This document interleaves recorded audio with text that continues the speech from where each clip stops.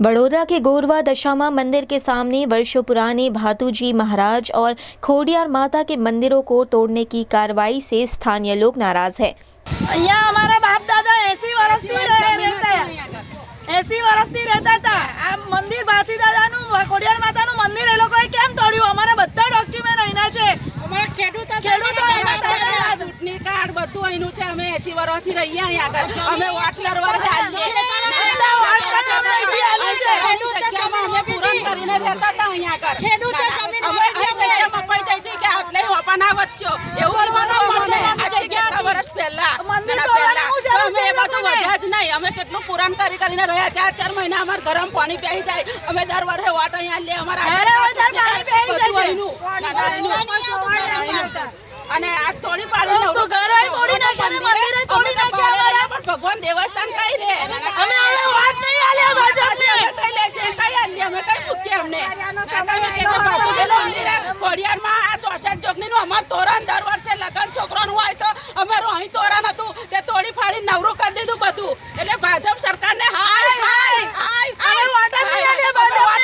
નહીં આવે, ના ના આલ્યા જ નહીં। અમે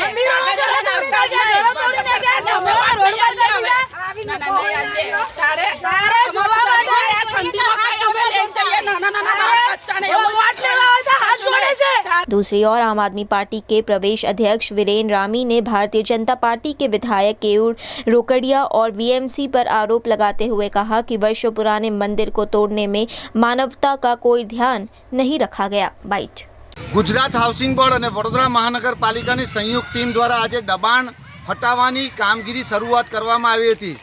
સ્વાભાવિક છે કે જે નડતરરૂપ હોય અસામાજિક તત્વો હોય એ દબાણો દૂર થાય એમાં અમને રસ છે। પણ આજે 80 વર્ષ જૂનું 60 વર્ષ જૂના મંદિરો જે અહીંયા આવેલા છે, જે ગુજરાત હાઉસિંગ બોર્ડમાં આ ધારાસભ્યનો જન્મ નહોતો થયો ને એ પહેલાંના અહીંયા ઝૂંપડાઓની અંદર આ મંદિર હતા।